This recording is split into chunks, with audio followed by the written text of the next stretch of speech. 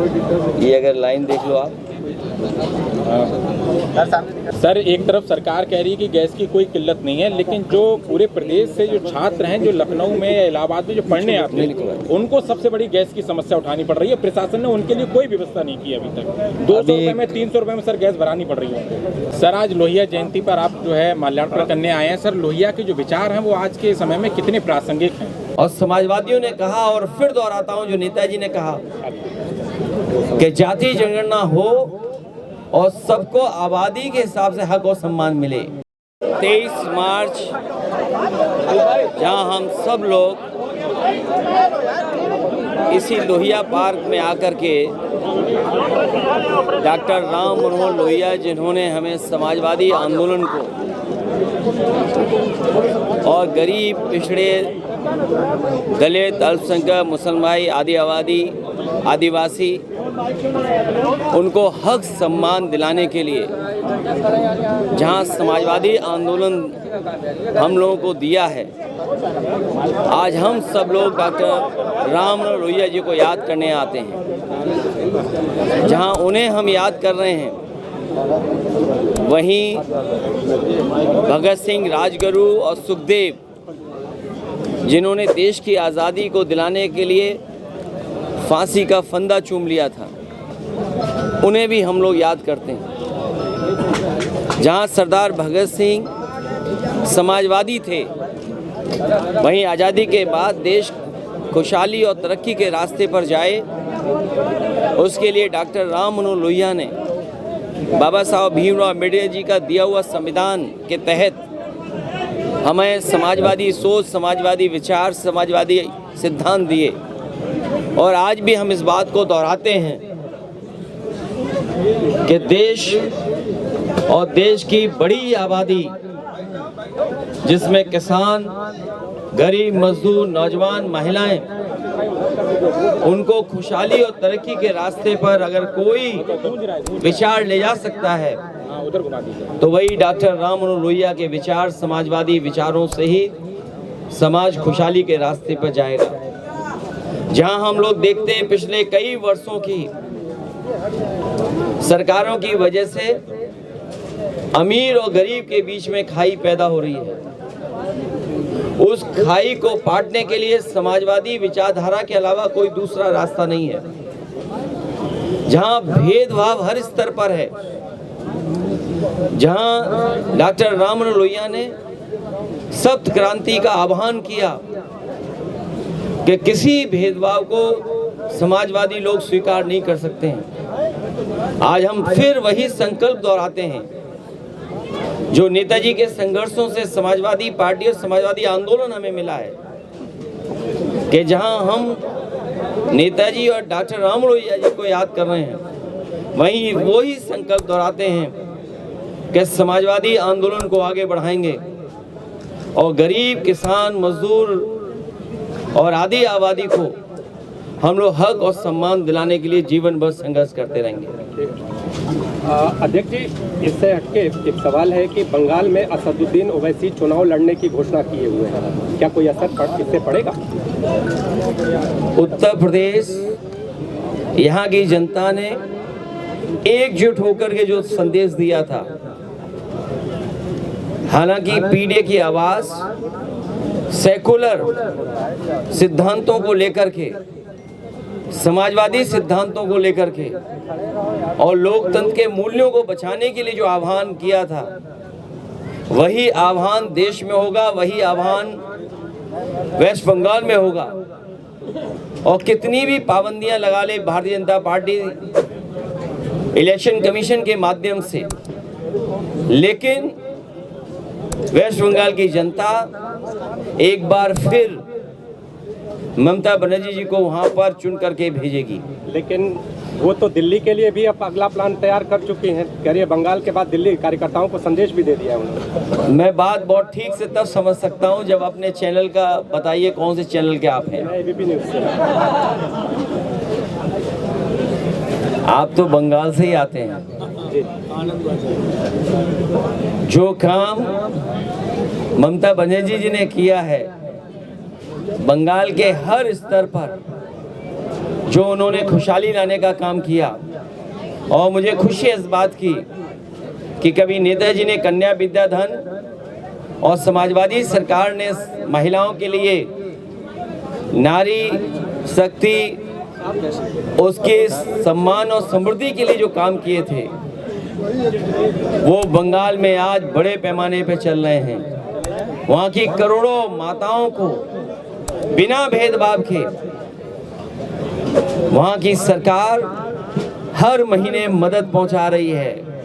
और इस बार तो बजट में उन्होंने बढ़कर के तय किया है कि जो पिछड़ी, दलित और अल्पसंख्यक महिलाएं हैं और सामान्य वर्ग की महिलाएं, उनको विशेष वहाँ पर सुविधा, और जिस तरीके से समाजवादी पेंशन उत्तर प्रदेश में चली थी वही और उससे बेहतर योजना बंगाल में चल रही है।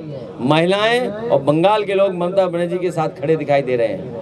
अखिलेश जी, ओम प्रकाश राजभर ने ये कहा है कि समाजवादी पार्टी भाजपा की बी टीम है। समाजवादी पार्टी के नेता रात में गुलदस्ता लेकर सीएम योगी से मिल गए। अगर ये पता लग जाए हम लोगों को कि कौन रात में गुलदस्ता लेकर के जा रहा है और लोहिया पार के फूल तोड़ करके उस गुलदस्ते में लगा रहा है। अध्यक्ष जी, एक तरफ मुझे उम्मीद है कि आप बहुत प्रतिष्ठित चैनल के साथी हैं और कई बार हम लोग मिलते हैं। अगर नाम स्पष्ट हो जाए तो कुछ फैसला लेने में हमें भी आसानी होगी। कल निषाद जी वहाँ रो दिए, संजय निषाद जी तो रोने का ये रोना प्रायश्चित माने, क्या माने इस बात को? प्रायश्चित माने या क्या माने इस बात को? उनका कहना है पिछली सरकारों में कुछ नहीं किया गया उनके समाज के लिए, पिछड़ों के लिए। अब चली चला की बेला है, आंसू तो आएंगे ही। विदाई के समय पर आंसू तो आते ही हैं। और मैंने कई बार आपको याद दिलाया कि हमारे यहाँ परंपरा है कि विदाई के बाद हम लोग घूमने जाते हैं। हमारे मुख्यमंत्री ऐसे विदाई से पहले ही घूम आए। सर, आज लोहिया जयंती पर आप जो है माल्यार्पण करने आए हैं। सर, लोहिया के जो विचार हैं वो आज के समय में कितने प्रासंगिक हैं?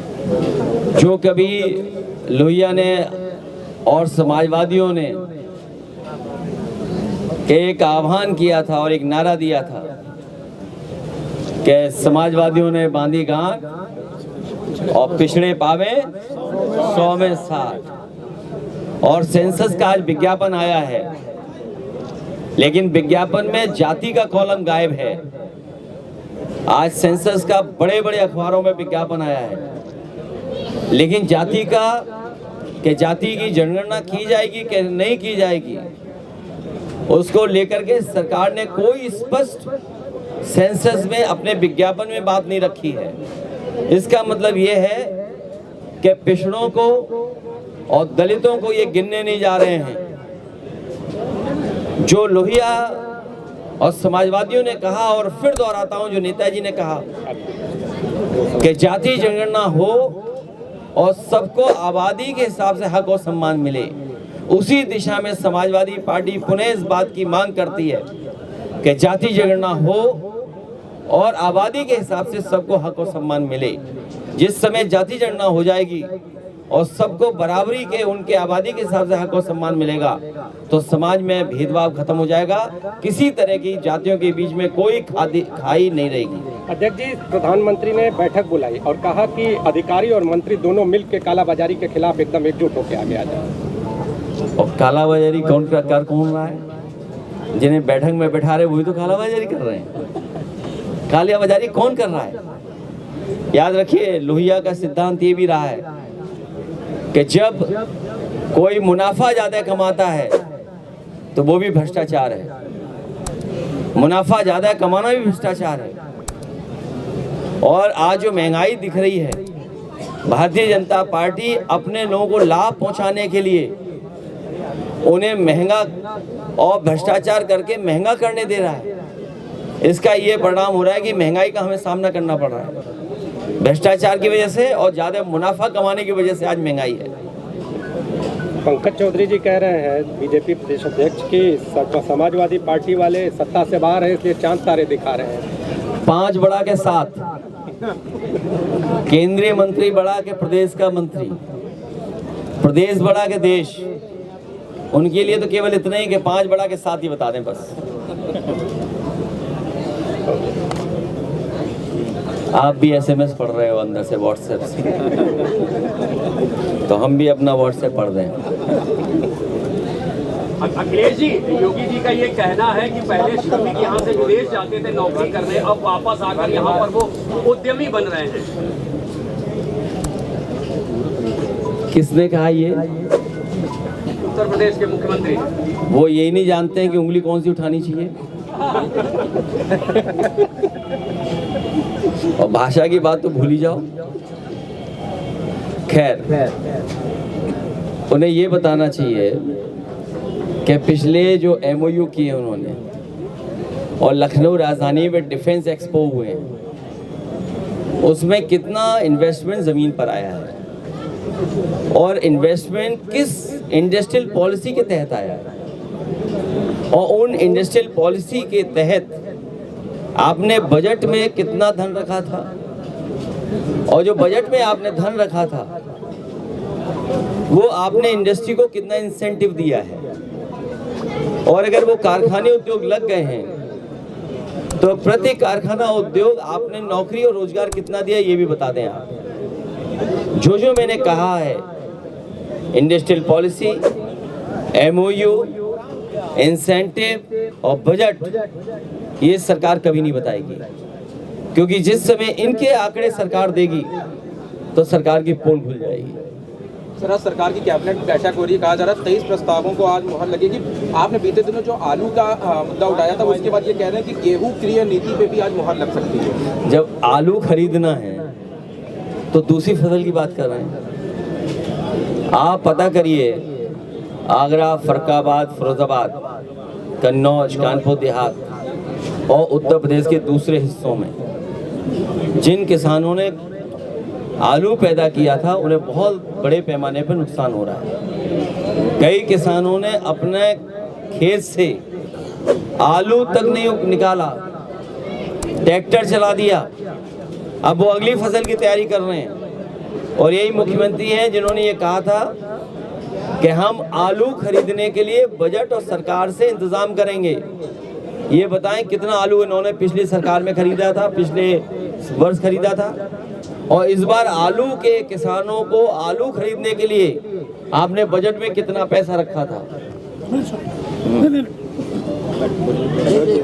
अरे आ जाइए, कुछ नहीं होता। अखिलेश जी, जो नियुक्ति पत्र 2 दिन पहले बांटे थे सीएम योगी ने, उन्होंने कहा है कि सरकारी नौकरियों में वंचितों को वरीयता दी जा रही है। कैसे दे दोगे आप? आप भी उनकी बातों में आ गए। अरे भाई, संविधान है कि नहीं है संविधान? हमारी मांग क्या है कि जाति गणना करो, आबादी के हिसाब से हक और सम्मान दे दो। तो वरीयता कैसे दे दी, ये तो हमें बताए ना भाई। आपने वरीयता कैसे दे दी? क्या 50% में दे दी आपने? कोई हमें बता दे, पढ़ा लिखा और आप में से, कि 50% में वरीयता दे दी। जिसका जो हक है वो तो देना ही पड़ेगा आपको। सवाल ये कि आप हक छीन रहे हैं।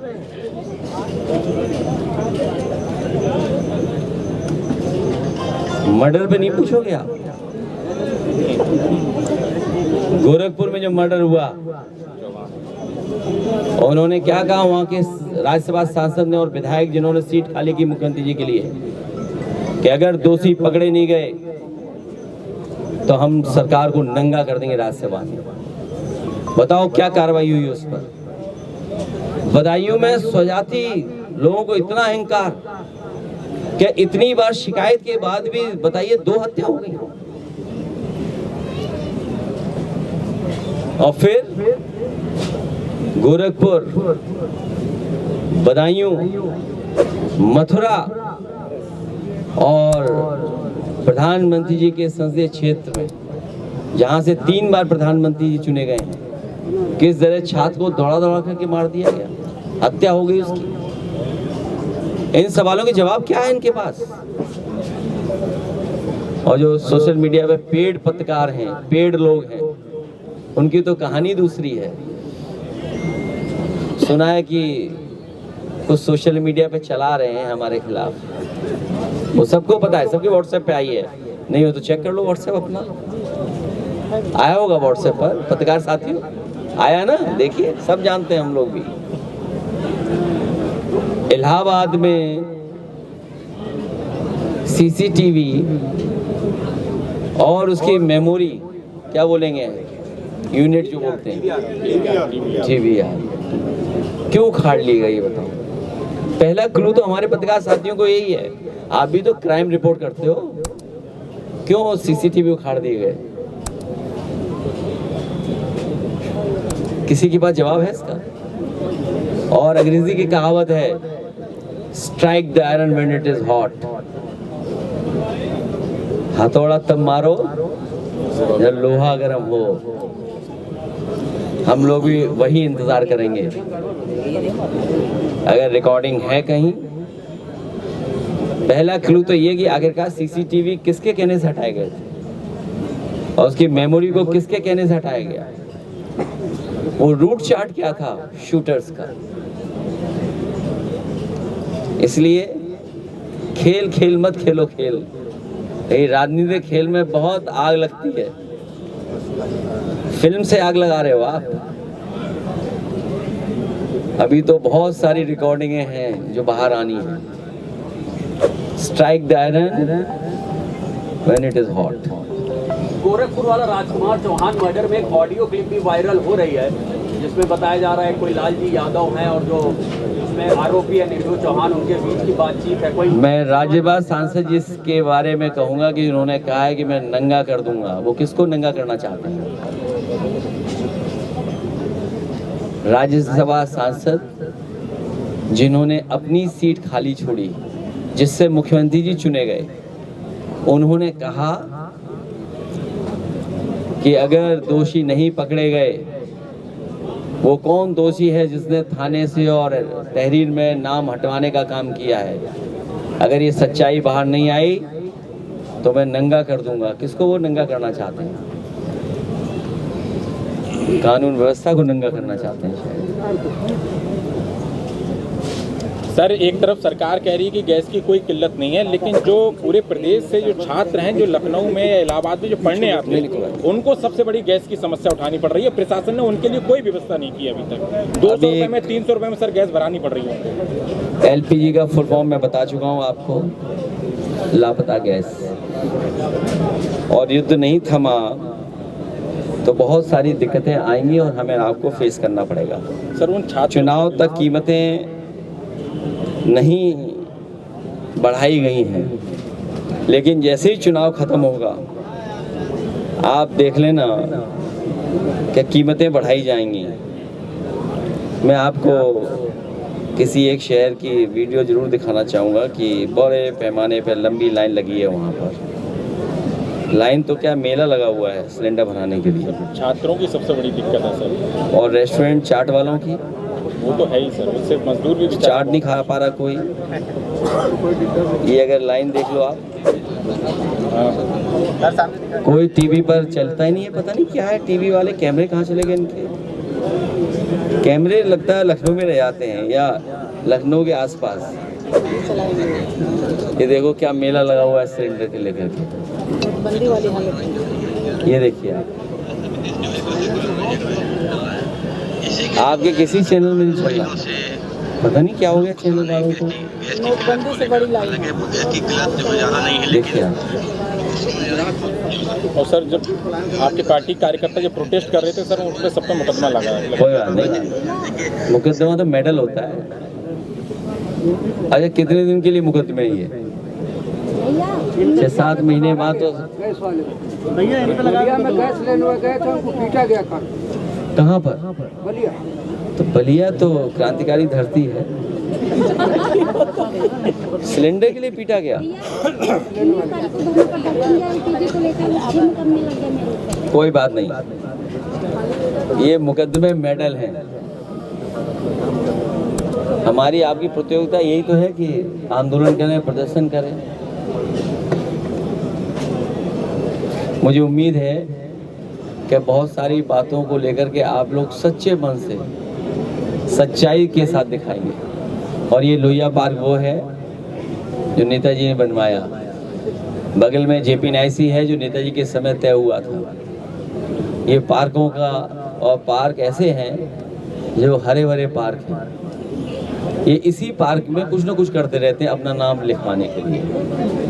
दोनों पार्कों में कोई नया पार्क तो बनाया नहीं बीजेपी ने, और जो पार्क बना है वो अकेले खड़े लोग हैं कहीं वहाँ पर। यहाँ पार्क में कम से कम हरे पेड़ पौधे तो हैं। तो सबसे बेहतर पार्क यहाँ है। जिस पेड़ के नीचे हम लोग बैठे हैं गुलाचीन का पेड़ है, बगल में बोटल पाम है।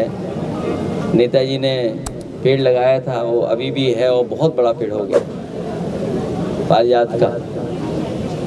और ऐसा पार्क शायद आबादी के बीच में कहीं नहीं मिलेगा। एक ये, और दूसरा छोटे लोहिया जनेश्वर मिश्र जी का पार्क, वो भी एक ऐतिहासिक पार्क है।